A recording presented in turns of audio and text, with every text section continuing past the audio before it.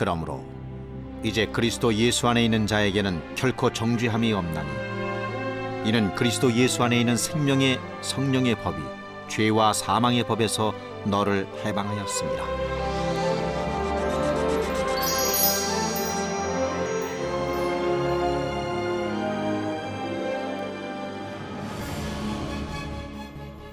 해외에서는 한국의 기독교가 여러 가지 면에서 아주 특별하다고 이야기합니다. 그 이유는 서양과 비교해 볼 때 이 짧은 기독교 역사를 가지고 있음에도 불구하고 너무나도 놀라운 성장을 이뤄냈기 때문이죠. 한반도의 복음이 받아들여진 지 채 20여 년밖에 되지 않은 어느 날 평양의 한 교회에서 불같은 성령의 역사가 일어나기 시작합니다. 그 체험은 한국 교회에 엄청난 부흥을 일으켰고 한국 교회가 조직적이며 체계적으로 성장할 수 있는 힘이 됩니다. 지금으로부터 100년 전 1907년 평양에서 열렸던 대부흥의 역사, 그 부흥의 물결은 아무도 예견하지 못했던 일이었습니다. 한국 기독교 100주년을 기념하며 세워진 경기도 용인의 순교자 기념관. 이곳에는 순교자들의 발자취를 느낄 수 있는 다양한 자료들이 보관돼 있다. 기독교가 이 땅에 뿌리 내리는 동안 순교를 통해 믿음을 지킨 자들은 무려 2,600여 명에 이른다. 그들의 정신을 기리며 세워진 이 기념관 입구에는 한국 기독교 최초의 순교자 토마스 목사의 순교 현장의 모습이 한 폭의 그림으로 남아있다.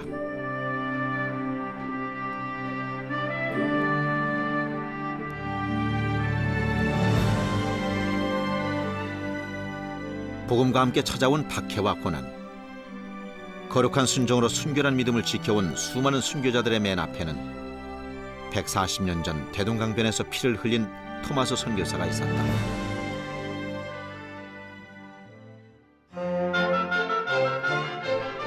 영국 하노버 교회에서 24세의 목사 안수를 받고 선교사로 파송된 토마스 선교사의 흔적을 따라 영국 런던의 대학교를 찾았다.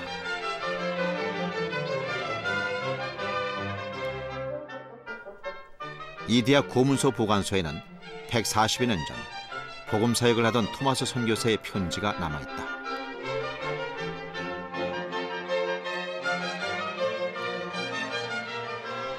당시 토마스 선교사는 조선 땅을 찾아 긴 여행을 떠나며 런던 선교회에 이런 보고서를 제출했다.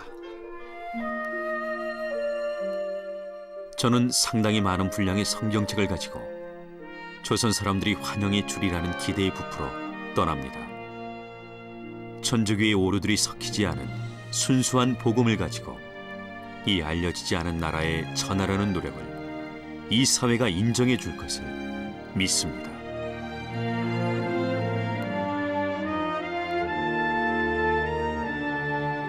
(26세) 청년 목사 토마스는 선교의 기쁨에 사로잡혀 조선에서의 복음 사역을 기대하고 있었다. 1860년대 전후에 조선 왕조는 안팎으로 커다란 변화와 갈등에 직면해 있었다. 60여 년간 계속된 세도 정치로 국가 기강은 날로 문란해져 갔다. 또한 양반과 관리들에게 약탈당하던 서민들의 생활은 실로 비참한 것이었다. 대외적으로는 식민지 확보를 목표로 하는 서양 열강의 제국주의적 침략이 이어졌고 흥선대원군은 이를 적극적으로 막는 쇄국 정책을 강행했다.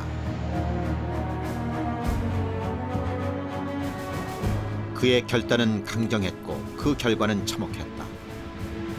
1864년 가톨릭 신도들을 대량 학살하는 병인 박해 사건이 일어나게 된 것이다.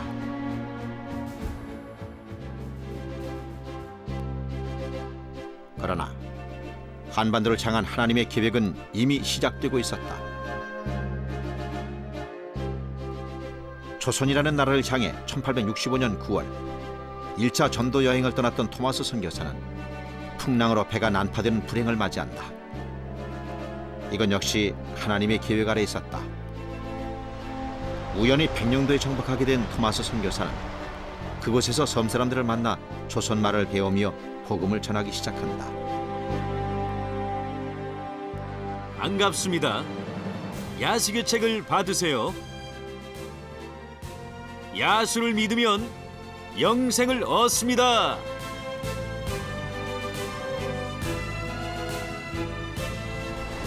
섬마을에서 이어진 짧은 복음 사역. 그는 한반도를 향한 하나님의 계획이 어떤 것인지 예감할 수 있었다. 인간적인 관점으로 볼 때 조선인들은 기독교의 진리에 대해 전혀 적개심을 가지고 있지 않습니다. 저는 조선 사람들이 기독교 책들을 열심히 읽는다는 것을 자신 있게 이야기할 수 있습니다. 조선인들은 다른 어느 민족보다 복음에 관심이 많아 하나님 나라의 큰 쓰임을 받을 만한 민족입니다.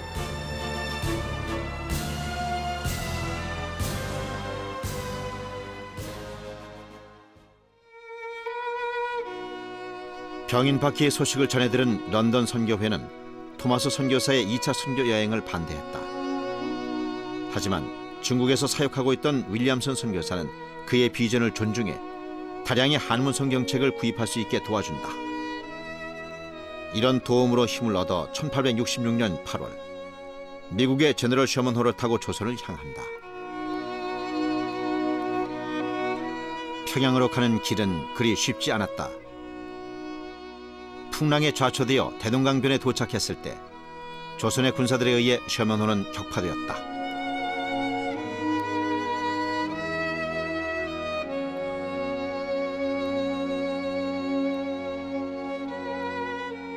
오 하나님이시여, 아직까지 복음을 듣지 못한 저 불쌍한 백성들에게 은혜를 내려주시옵소서. 토마스 선교사는 배가 불탈 때 마지막까지 배 안에 남아있던 모든 성경을 바깥으로 던졌습니다. 어떤 거는 언덕으로 던져져서 사람들이 받았다는 이야기도 있고요. 토마스 선교사를 파송했던 웨일즈의 하노버 교회의 수석 장로님 네 분이 한국에 오셨었는데 어느 교회를 갔더니 그 교회에서 한 자매가 나오더니 울면서 우리 증조 할머니가 토마스 선교사가 대동강변에서 던진 성경책이 물에 빠져있는 성경책을 빨래하다가 그거를 발견하고 그거를 통해서 예수님을 영접했다라고 하는 그런 이야기를 들려주었던 적이 있습니다. 불타는 배에서 예수를 외치며 성경을 던졌지만 결국 체포된 토마스 선교사. 놀랍게도 그는 생을 마치는 순간까지 자신의 목을 베려는 사람을 향해 성경책을 전하며 복음을 전했다. 특히 토마스 선교사가 마지막으로 그 죽음을 당할 때 자기가 가지고 있었던 성경 하나를 자기를 죽이는 포졸에게 건너주었다고 합니다. 그로 인해서 그런 사실이 알려지면서 한국 기독교인들은 성경을 소중하게 다루게 되었고, 그리고 성경책에 대해서 굉장히 자랑스럽게 생각하는 그런 풍토가 우리 신앙의 선배들에게는 있었습니다. 숭실대 내에 위치하는 한국 기독교 박물관. 이곳에는 토마스 선교사가 전해준 한문 성경이 보관돼 있다.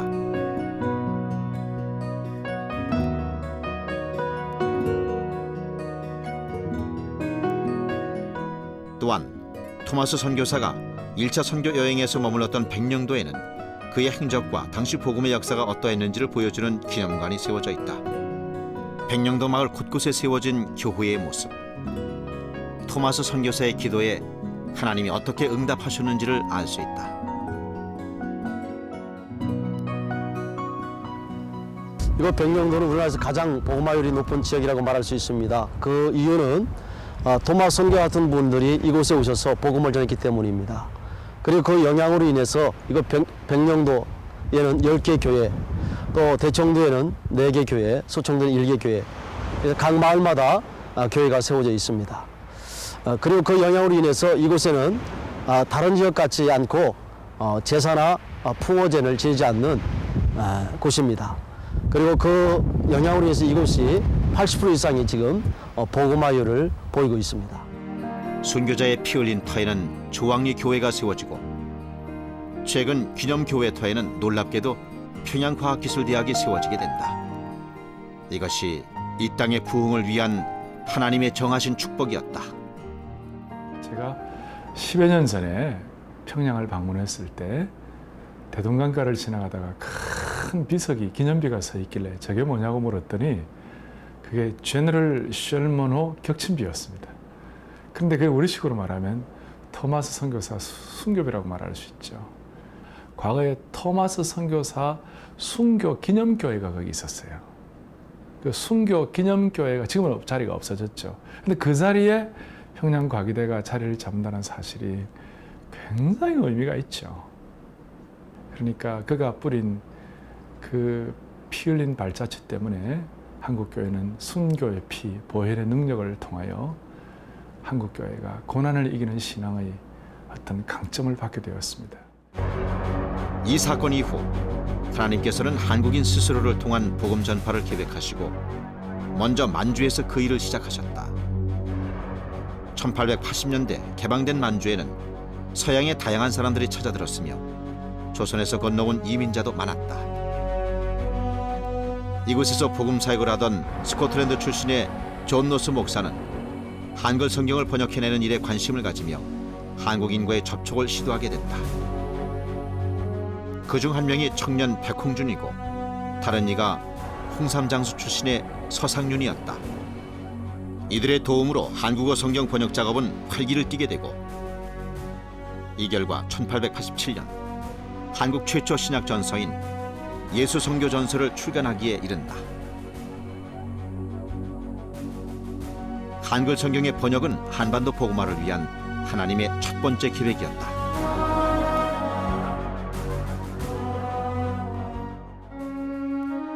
서상윤은 성경 번역 작업 중에 고향인 황해도 소울에 들어가 자신의 작은 초가집에서 전도 활동을 시작하게 된다.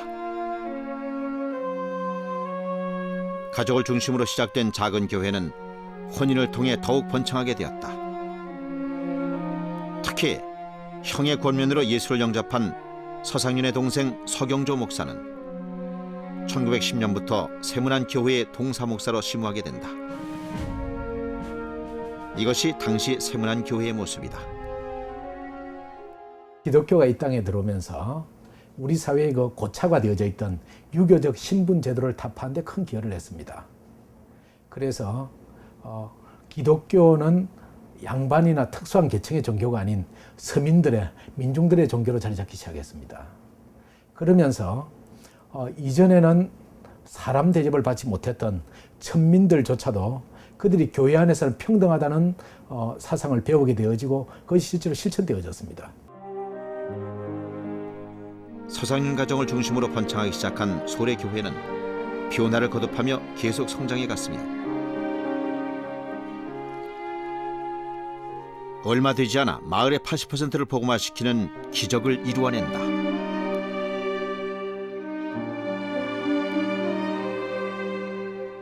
그리고 이때 하나님께서는 일본을 통한 사역도 준비하고 계셨다.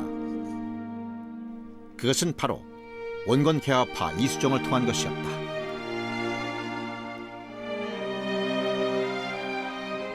(1882년) 통신사로 일본을 방문한 이수정은 선진 문물을 시찰한다는 목적 외에도 기독교에 대한 목마름을 갖고 있었다. 일본 목사와의 만남으로 예수님을 영접하게 된 이수정은 성경 번역 작업에 착수해 1884년 마가복음을 번역하기에 이른다. 이수정이 번역한 성경은 만주의 것과는 달리 국한문 혼용체를 사용했는데 이는 지식인을 대상으로 했음을 알 수 있다.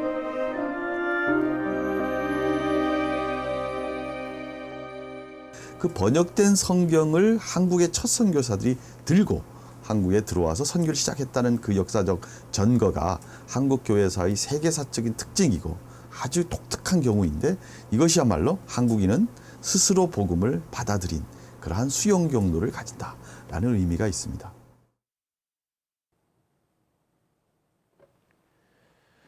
이것이 만주 봉천에서 1887년 출판된 최초의 한글 신약 성경 예수 성교 전서입니다.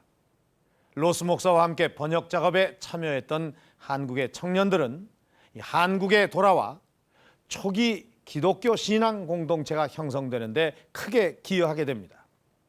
쇠국의 벽은 높았지만 한국인들은 번역된 성경을 들고 한반도로 돌아가 복음을 전하기 시작했고 생각보다 많은 수의 기독인들을 탄생시킵니다.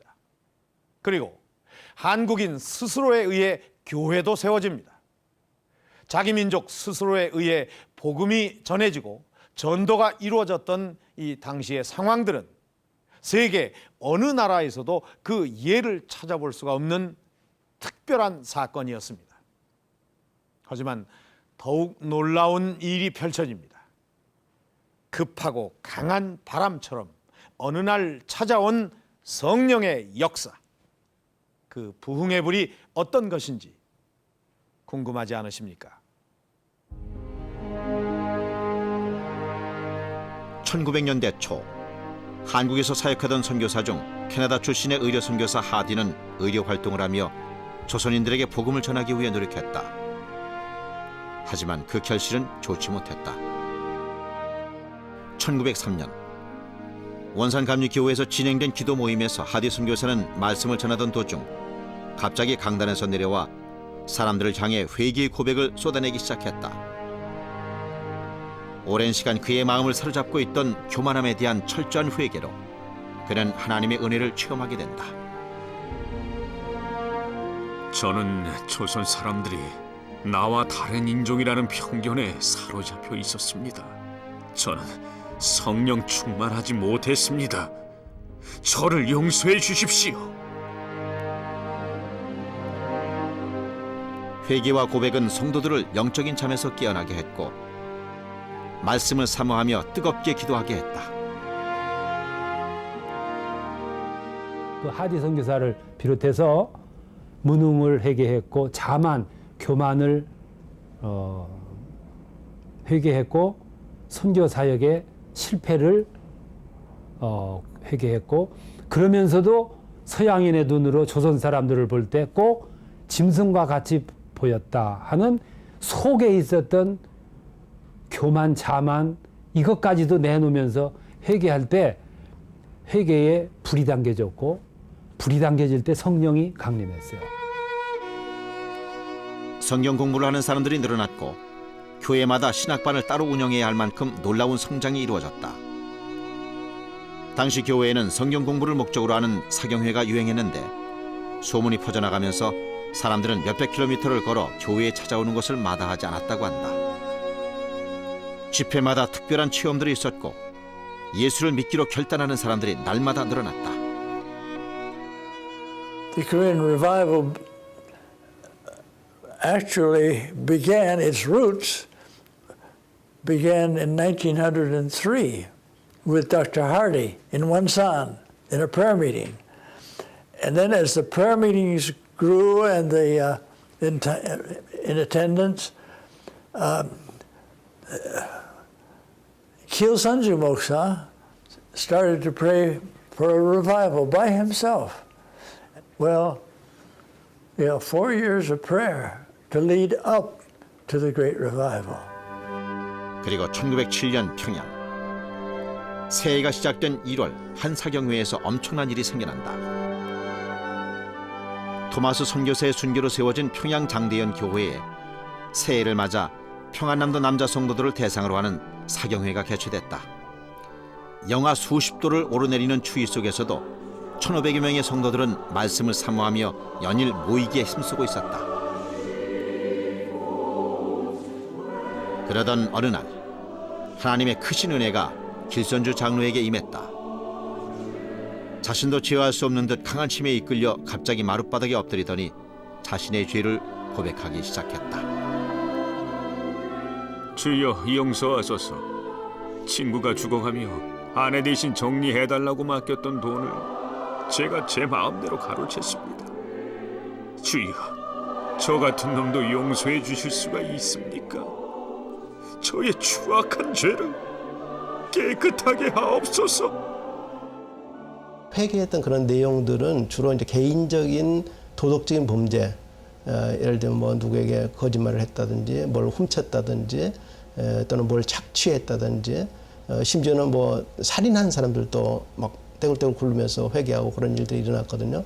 그래서 이제 그 전에는 죄라고 생각하지 못했던 그런 개인적인 도덕적인 범죄들 이런 것들을 굉장히 깊이 죄로 인식을 하게 되고 그것에 대해서 어떻게 해야 되느냐 하는 이제 그런 고백들을 하게 되고 길선주 장로로부터 시작된 회개의 불길은 걷잡을 수 없는 강한 힘으로 한 사람 한 사람을 흔들고 지나갔다. 주님, 저를 용서해 주옵소서. 병들어 아픈 마누라를 보면서도 빨리 죽으라고 저주했습니다. 아내 몰래 간음했습니다. 저의 죄를 용서해 주옵소서. 회개는 밤이 지나고 동이 틀 때까지 이어졌고 성도들은 시간의 흐름도 잊은 채 은혜를 사모했다. 회개는 눈물로만 그치지 않았고 삶을 바꾸는 역사로 이어졌다. 훔쳐간 물건을 돌려줬고 찾아가 용서를 구했으며 나누고 베푸는 삶이 무엇인지 성경의 가르침을 따르기 시작했다. 그리고 이것은 아무도 예견하지 못했던 엄청난 부흥으로 이어졌다. 부흥은 시작되었고 뜨거운 불길처럼 한반도를 태우기 시작합니다. 평양 장대연 교회를 중심으로 매일같이 부흥 사경회가 이어졌고 이곳에 참석해 은혜를 경험했던 이 수많은 사람들은 전국 각지에 있는 자신의 마을로 돌아가 이 성령의 역사를 전했다고 합니다.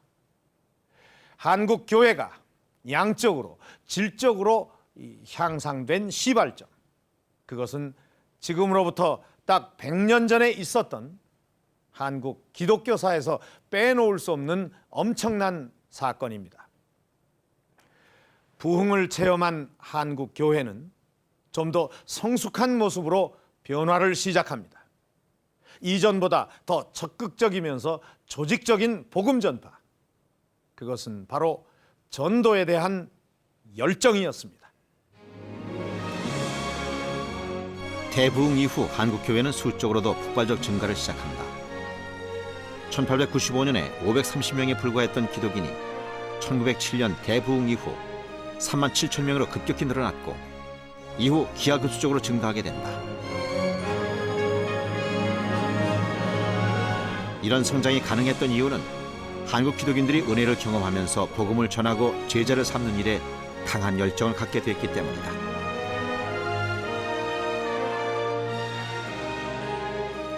또한 각 교회는 이를 뒷받침하기 위한 교단별 조직 체계를 세워나갔다. 장로교의 경우 1907년 9월 17일 대한예수교 장로회라는 이름으로 노회를 결성하는데 이곳에서 한국 교회사의 길이 남을 7명의 목사를 탄생시킨다.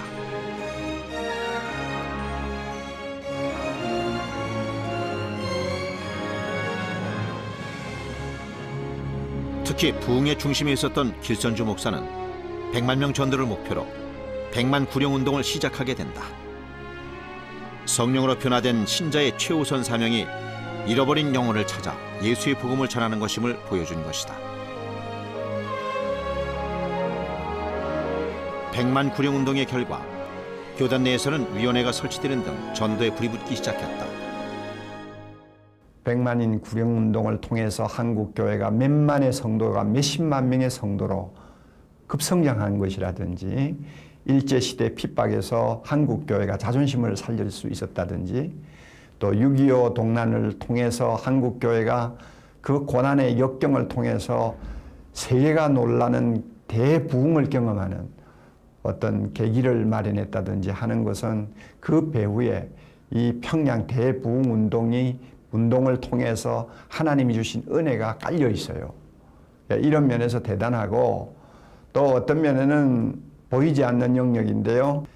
여러 가지 자유주의 신학이 많은 유혹을 했지만은 그래도 한국교회 90% 이상의 교회가 복음주의에 굳게 서서 성경을 하나님의 말씀으로 믿고 순종할 수 있도록 교회가 지금까지 나아왔다는 것은 평양 대부흥이 끼친 또 하나의 내면적인 영향이라고 제가 생각을 합니다. 100년 전 한반도를 뜨겁게 불태웠던 이 부흥의 불길은 한국 근대사와도 긴밀한 관계를 갖는다. 대부흥 이후 성경을 사모하던 이들은 말씀을 통해 글을 배우기 시작했고 기독교 교육을 받으며 신지식인으로 성장하게 된다. 어쩌면 이것은 앞으로 찾아올 민족의 위기들에 대한 하나님의 예비하심이었으며 또한 준비 작업이었을 것이다. 한반도 부흥의 도화선이 됐던 이때의 사건은 이후 일본과의 불평등 조항으로 어두워졌던 민족의 소망을 다시 일으키는 힘이 됐고 온갖 순환에도 두려워하지 않고 온몸으로 태양할 수 있도록 단련되어졌다.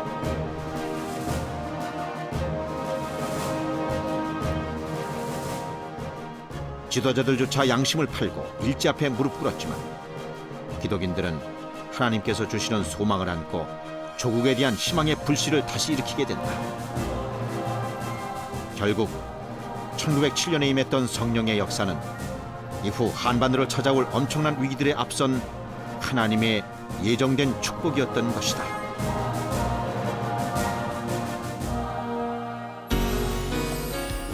성령의 역사하심은 아주 극적인 방법을 통해 이루어졌습니다.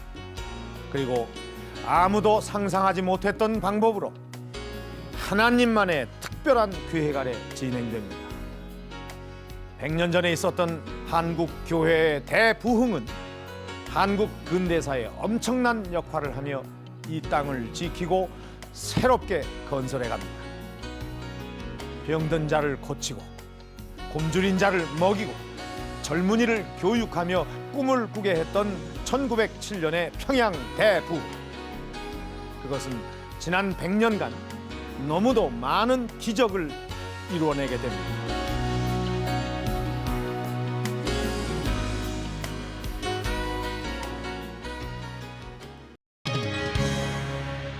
고난과 역경 속에 이 땅에 뿌리내린 기독교, 구습을 깨고 사람들의 다친 마음을 여는데 결정적인 역할을 했던 것은 다름 아닌 서양의 의술과 교육이었습니다. 내일 이 시간 만나보실 다큐 스페셜 기적, 변화와 축복에서 병들고 가난한 나라를 찾아온 파란 눈의 선교사들과 그들이 이 땅에 가져온 변화들을 만나봅니다.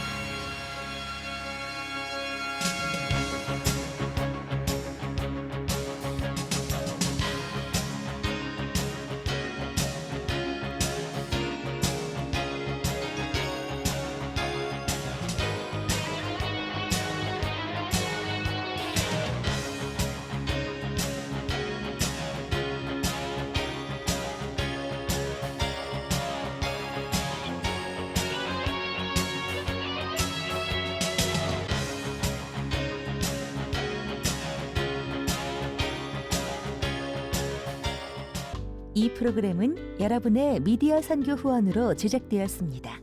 선교는 사명, 후원은 동역. 당신도 복음을 전할 수 있습니다. 선교 후원 02-6333-1003번.